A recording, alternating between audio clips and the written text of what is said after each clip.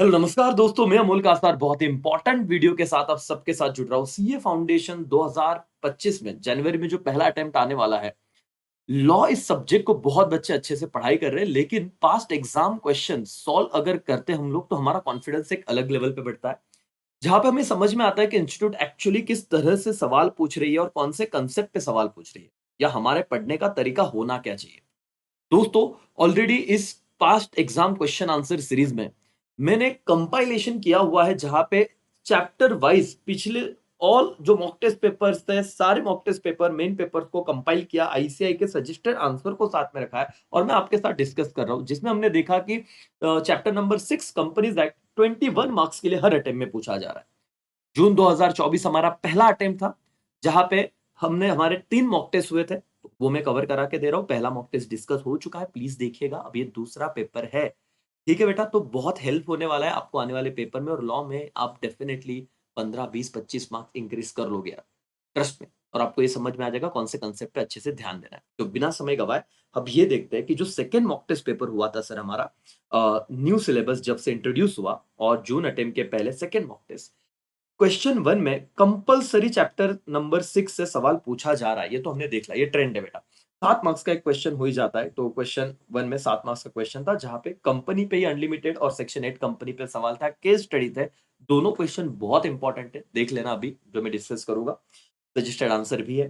Question to में OPC के बारे में सवाल पूछा था, ये भी आपका रिवाइज हो जाएगा अभी। और क्वेश्चन थ्री भी स्मॉल कंपनी भी रिवाइज हो जाएगा। ये तो प्रीवियस एमटीपी में भी हमने देखा था। पहला वीडियो प्लीज एक बार देख लीजिए और एप्लीकेशन डाउनलोड करके रख लेना बेटा। वहां पे आपको सीए फाउंडेशन और आपको बहुत सारी वीडियो एक सीक्वेंस के साथ वहां पे मिल जाएंगे 4-5 दिनों के बाद, ठीक है। और अगर आप, जैसे अभी मैं रिकॉर्ड कर रहा हूँ 18 तारीख को, 18 अक्टूबर को, अगर आप नवंबर वगैरह में देख रहे हो तो ऐप डाउनलोड कर लीजिए। चलो यहाँ पे आइए दोस्तों।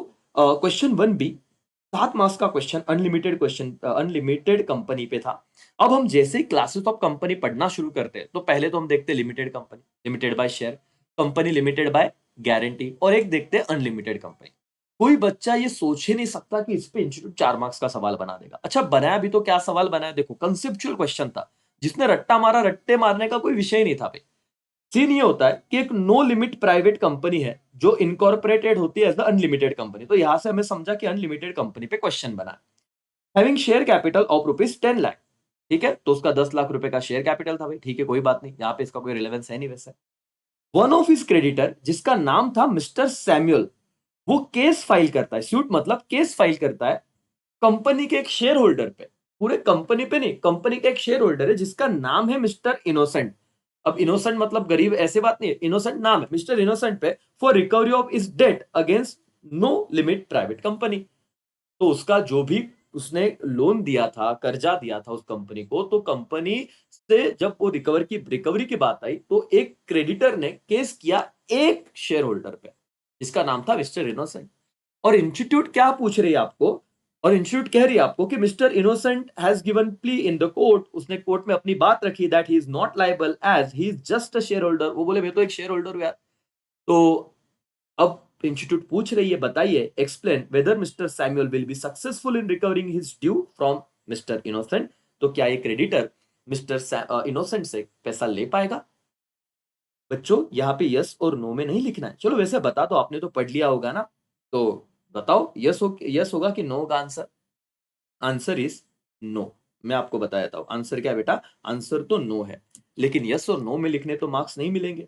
हम कैसे, हमने समझा है अब तक, आपने बहुत बार अपने टीचर से सुना रहेगा कि हम लोग जब केस स्टडी आते हैं तो पहले प्रोविजन लिखते हैं कि भाई क्या प्रोविजन था, फैक्ट ऑफ द केस क्या था, सारी बातें। बट डोंट वरी, मैं आपको बताता हूं इसका आंसर नो क्यों है, फिर हम पढ़ भी लेंगे।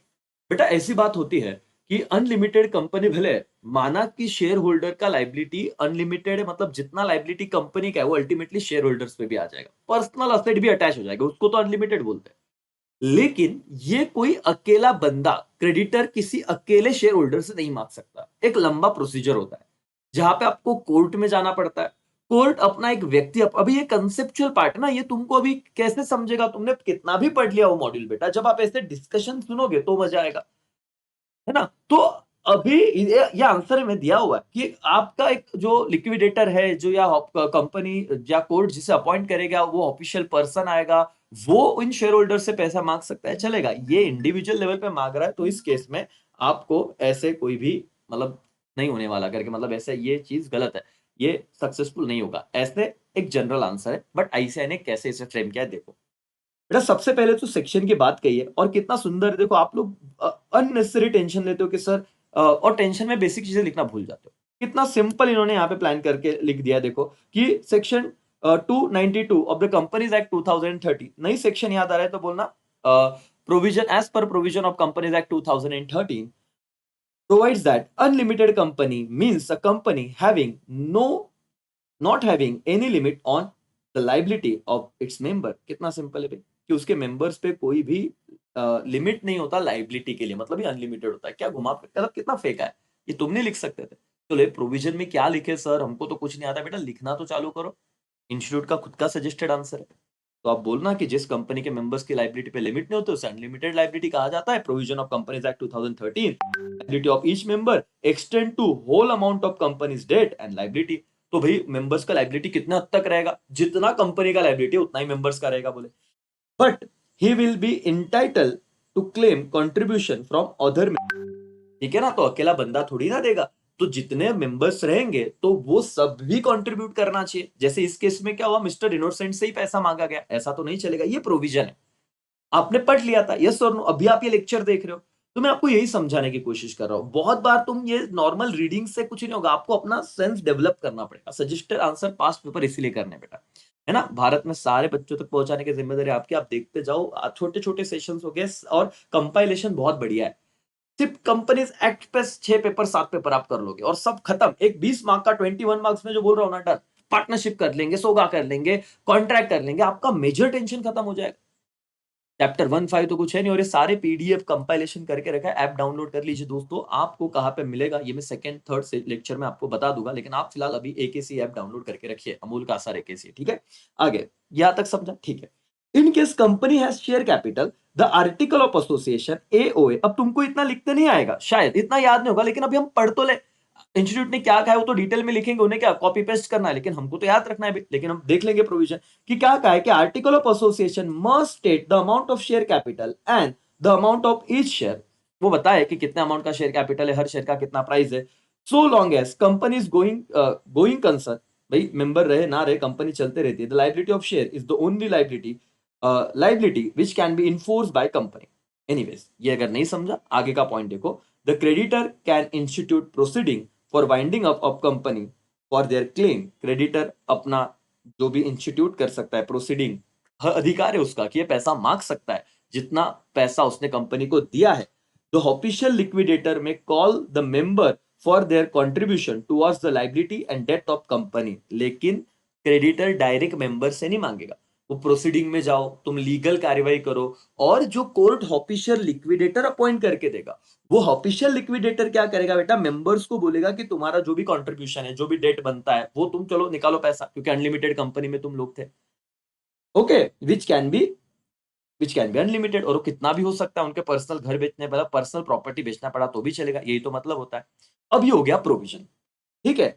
अब प्रोविजन के बाद आप क्या लिखते हो बेटा, फैक्ट ऑफ द केस। क्या लिखते हो, फैक्ट ऑफ द केस। अब फैक्ट में क्या है, on the above case it can be said that जो सैमुअल है can not directly claim his due against company from mister innocent the share holder of company, even the company is unlimited company. तो जैसे हमने ऊपर पढ़ा, तो इससे समझ में आ रहा है कि भले कंपनी अनलिमिटेड है, लेकिन सैमुअल अकेला मिस्टर इनोसेंट से पैसा नहीं मांग सकता।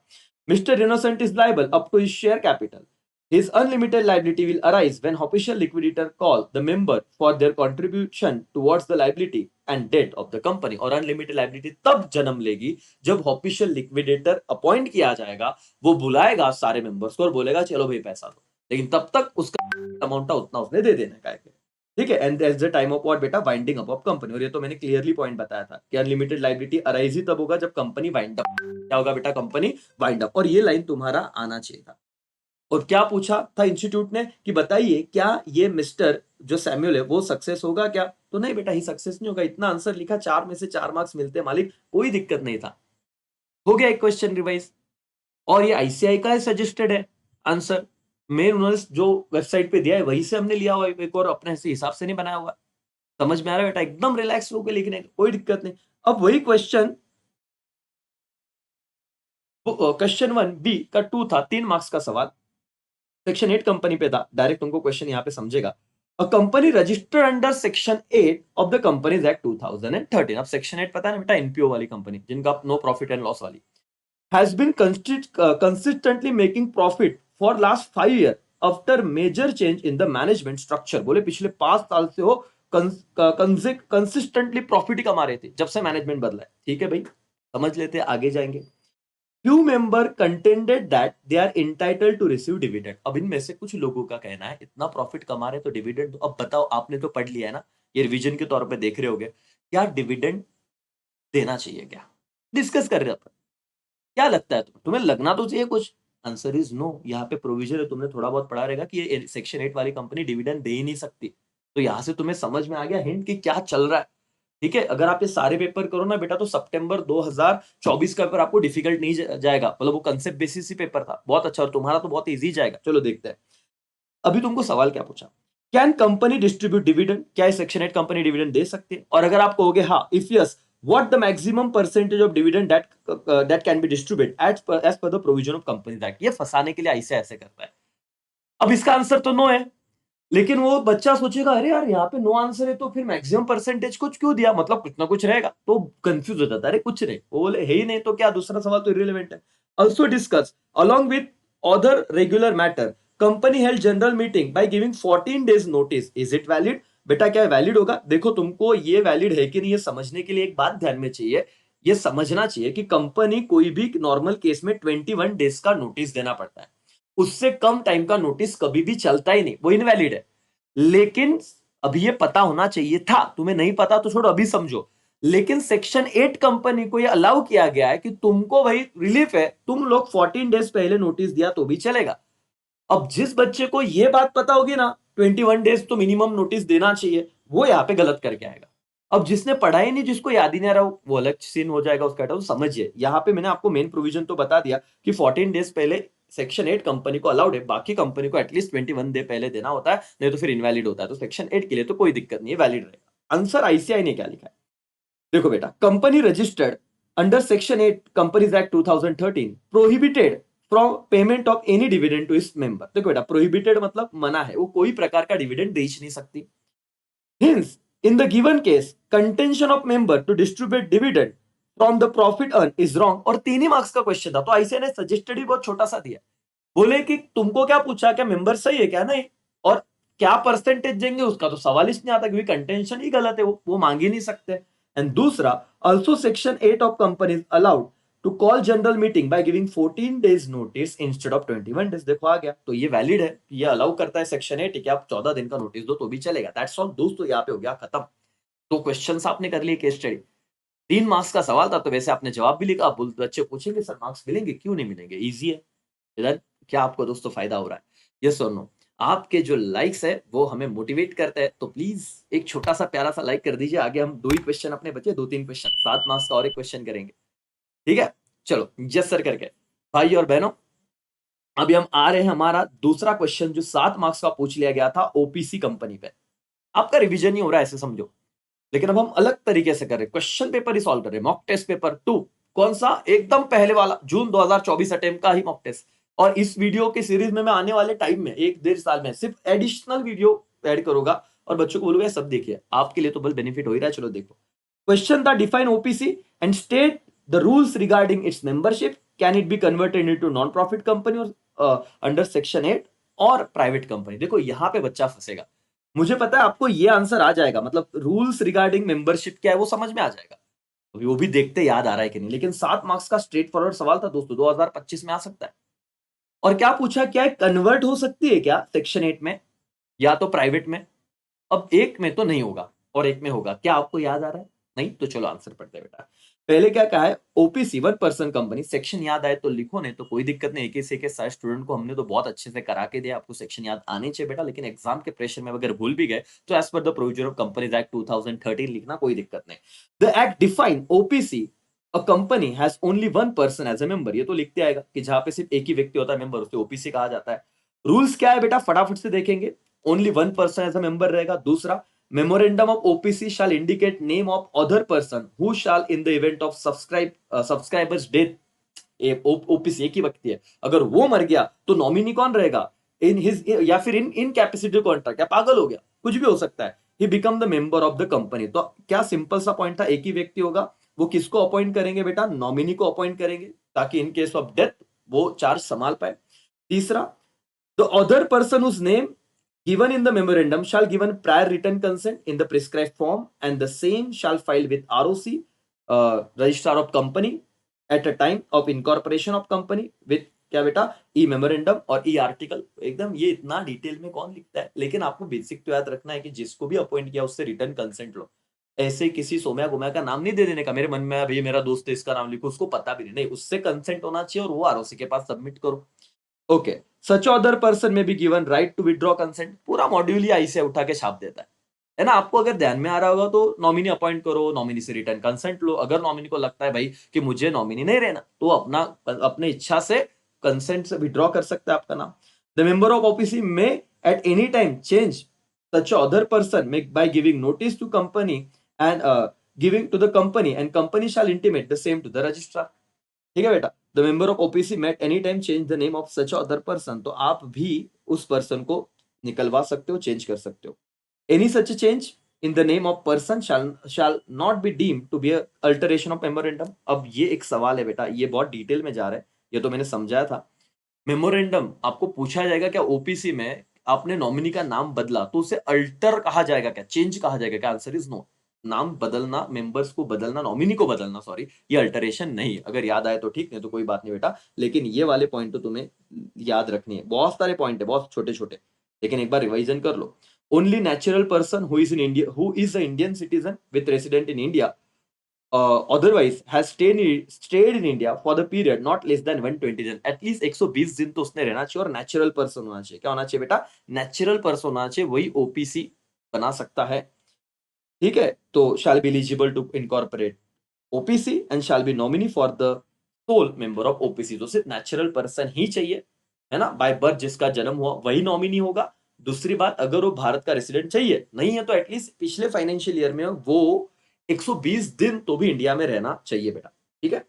No person shall be eligible to incorporate more than one OPC or become nominee in more than one OPC. ये तो लिखते आएगा, सिंपल रूल है कि कोई भी व्यक्ति एक कंपनी से ज्यादा कंपनी ओपीसी नहीं बना सकता। मैं हूं, मेरे को ओपीसी बनानी तो एक ही, या फिर मैं अगर किसी कंपनी में नॉमिनी हूं तो एक ही कंपनी में नॉमिनी रख सकता हूं। तो इजी पॉइंट है, याद रखना। And no minor become the member of nominee OPC और can hold share beneficial interest. बेटा माइनर का तो संबंध नहीं आता, माइनर मेंबर बन भी नहीं सकता और ना नॉमिनी बन सकता है, और बेनिफिट भी कुछ नहीं। बहुत बार बच्चों को लगता है सर माइनर पार्टनर बन सकता है with the concept of all partner for the benefit, तो क्या यहाँ पे चिपका दे क्या? बिल्कुल वैसा मत करो। यहाँ पे केस स्टडी आया तो भी ध्यान में रखो, माइनर ना तो नॉमिनी बनेगा ना तो ओपीसी बनवा सकता है। फॉर बेनिफिट रहे या कुछ भी रहे, माइनर का कोई विषय नहीं। याद हुआ बेटा? ये सब चीजें कर ली तुमने, सीक्वेंस में याद आना चाहिए था, क्योंकि 7 मार्क्स का क्वेश्चन है। और लास्ट जो उन्होंने पूछा था, क्या वो सेक्शन 8 कंपनी में कन्वर्ट होगा क्या? देखिए, OPC can not be incorporated और converted into company under section 8 of that. तो पहले सवाल का तो जवाब मिल गया कि ओपीसी कभी भी सेक्शन 8 कंपनी में ना तो कन्वर्ट होगी ना सेक्शन 8 कंपनी के तौर पे रजिस्टर होगी, विषय खत्म। दूसरा, though it may be converted to private और public company in certain cases, लेकिन वो प्राइवेट या पब्लिक कंपनी में कन्वर्ट हो सकती है। क्या हो सकती है बेटा? कन्वर्ट हो सकती है। That's all. अब 7 में से 7 मार्क्स का आंसर डन। कितना सिंपल था सर? अगर मैं क्विकली रिवाइज कराऊं आपको तो बेटा पहले पॉइंट तो क्या थे? वन पर्सन चाहिए, नॉमिनी अपॉइंट करो, नॉमिनी से रिटर्न कंसेंट लो, वो अगर खुद चाहे तो विड्रॉ कर सकता है, आप चाहो तो उसे विड्रॉ करवा सकते हो या दूसरे को अल्टर कर सकते हो, लेकिन वो नाम अगर नॉमिनी का बदला उसे अल्टरेशन ऑफ मेमोरेंडम नहीं माना जाएगा। ठीक है ना बेटा? जो भी व्यक्ति नॉमिनी रहेगा वो नेचुरल पर्सन होना चाहिए, भारत में रहने वाला होना चाहिए, रेसिडेंट। अगर वो भारत में नहीं रहता, बाहर का व्यक्ति है, तो एटलीस्ट 120 दिन का क्राइटेरिया तो भी उसने कंप्लीट करना चाहिए। और कोई भी माइनर नॉमिनी नहीं बनेगा, ना ओपीसी का मेंबर बनेगा। एक व्यक्ति एक ही ओपीसी बना सकता है और एक ही कंपनी में नॉमिनी रह सकता है। और क्या कन्वर्ट होगा? सेक्शन 8 में ना तो कन्वर्ट होगा ना सेक्शन 8 के हिसाब से वो बनेगा कभी। ठीक है राजा? That's all. और प्राइवेट में तो हो सकता है, कन्वर्ट हो सकता है प्राइवेट या पब्लिक में। तो ये हो गया तुम्हारा 7 मार्क्स का क्वेश्चन। 7 और 7 14 मार्क्स। लास्ट क्वेश्चन है बेटा क्लासेस ऑफ कंपनी का 3B में 7 मार्क्स का सवाल आया था, स्मॉल कंपनी। और अब तक आपको ये चीजें, वो जो भूल जाते हैं ना बच्चे, इस लेक्चर से उनको ये भी फायदा होगा। देखिए एक कितना सही क्वेश्चन है, जरा आप देखिए तो आपको मजा आएगा करके। क्या दिया है? MNP, अब ये नाम में ना उलझाते, आपको उलझना नहीं बेटा। एक कंपनी है, वो registered under companies act 2013 with paid up share capital 55 rupees 5 crore, 5 crore का पेड अप शेयर कैपिटल है और टर्नओवर 35 करोड़ का है। ठीक है। Explain the meaning of small company and examine following in accordance with the provision of companies act. तो आपको बोला है कि बताइए स्मॉल कंपनी मतलब क्या, और ये भी समझा दीजिए, ये नीचे जो क्वेश्चन दिए उसका आंसर भी दीजिए। वेदर जो MNP प्राइवेट लिमिटेड है, क्या उसे स्मॉल कंपनी का स्टेटस दिया जाएगा क्या? और दूसरा सवाल, what will be your answer if the turnover of company, क्या बेटा, 45 करोड़ होता। अभी टर्नओवर कितना है, 35 करोड़ है। तो बच्चे भूल जाते, बोलते सर आम्ही एवढा अभ्यास केला, नंतर आम्हाला हे, पूरे इंडिया से देख रहे हैं, हमने इतना पढ़ाई किया और बाद में हमको समझ में नहीं आ रहा, क्या करें? एकदम सिंपल था। देखिए बेटा, प्रोविजन देखो क्या है, एकदम इंपॉर्टेंट। और ये जो मैंने येलो करके रखा है ना, सबसे इंपॉर्टेंट चीज है। दो कंडीशन है स्मॉल कंपनी के लिए और वो दोनों मैंडेटरी है। दोनों में से एक भी अगर नहीं है तो आप स्मॉल कंपनी नहीं कहलाए जाओगे। दोनों सेटिस्फाई होना चाहिए। एंड आया है और नहीं आया, समझना। अच्छा क्या है सब, देखो, paid up share capital which does not exceed 50 lakh और such a higher amount as may be prescribe which shall not be more than 4 crore. तो आप यहाँ पे फिलहाल 4 crore paid up share capital पकड़िए कि paid up share capital 4 crore से ऊपर नहीं चाहिए। अगर 4 करोड़ से नीचे तुम्हारा पेड अप शेयर कैपिटल है, मैक्सिमम लिमिट, तो हम आपको स्मॉल कंपनी मानेंगे। एंड इसी के साथ साथ turnover which as per profit and loss account does not exceed 2 crore और such a higher amount as may be prescribe which shall not be more than 40 crore. तो ये मैक्सिमम अमाउंट को अपन ध्यान में रखते हैं, तो लीगल लैंग्वेज है बेटा। सच ए हायर अमाउंट को ध्यान रखो। तो आपने क्या कहा कि पेड अप कैपिटल अगर 4 करोड़ से कम है और टर्नओवर अगर 40 करोड़ से नीचे, तो हम आपको स्मॉल कंपनी का स्टेटस देंगे। लेकिन ये एक्सेप्शन है, ये कल का पेपर आप मैंने डिस्कस किया, वो देखो बहुत इंपॉर्टेंट है बेटा। स्मॉल कंपनी, अगर आप होल्डिंग और सब्सिडरी के रिलेशनशिप में आते हो, आपका कोई होल्डिंग है, सब्सिडरी है, तो आपको स्मॉल कंपनी में नहीं रखा जाएगा। सेक्शन 8 कंपनी को कभी भी स्मॉल कंपनी नहीं बोला जाएगा। कंपनी और body corporate govern by special act, है ना, the institute of chartered accountant of India, special act के तहत कोई कंपनी बने, इसको भी हम लोग स्मॉल कंपनी नहीं बोलेंगे। तो ये एक्सेप्शन है। ये तीनों को, और पिछले पेपर का केस स्टडी बहुत इंपॉर्टेंट है बेटा, आई होप तुम्हें याद आ रहा है, तो लेक्चर देखिए। तो अब यहां पे क्या हुआ जरा समझिए। In the given case, present scenario में आपको क्या कहा गया है कि इस कंपनी का जो कैपिटल था वो 5 करोड़ है, और तुमने क्या बोला, एटलीस्ट कितना होना चाहिए भाई, 4 करोड़ से कम होना चाहिए। तो पहला कंडीशन गोल हो गया। भले तुम्हारा टर्नओवर 35 करोड़ है, 40 से कम है, लेकिन तुम्हारा पेडअप तो 4 करोड़ से ऊपर गया ना। एक कंडीशन पे ऑलरेडी तुम स्मॉल कंपनी कहलाए जाओगे। नहीं, दे दो यहाँ पे answer. In the present case, जो तुम्हारा MNP प्राइवेट लिमिटेड कंपनी है, register under the company act, paid up share capital 5 crore है, टर्नओवर 35 करोड़ है। Since the only one criteria 35 crore is met, क्योंकि 40 करोड़ से नीचे टर्नओवर है, वो तो मेट हो रहा है। लेकिन sir paid up share capital 4 crore से एक्सीड हो गया, जो उनका 5 करोड़ है इस केस में, तो provision require both the criteria. Both क्यों बेटा? क्योंकि यहाँ पे एंड आया था, कोई एक नहीं, दोनों चाहिए। समझ में आ रहा है बेटा? स्मॉल कंपनी का चीज रिकॉल हो रहा है क्या? बहुत बच्चे इसे एकदम इग्नोर कर देते हैं। मैंने कहा है क्लासेस ऑफ कंपनी छोड़िए मत, ठीक है।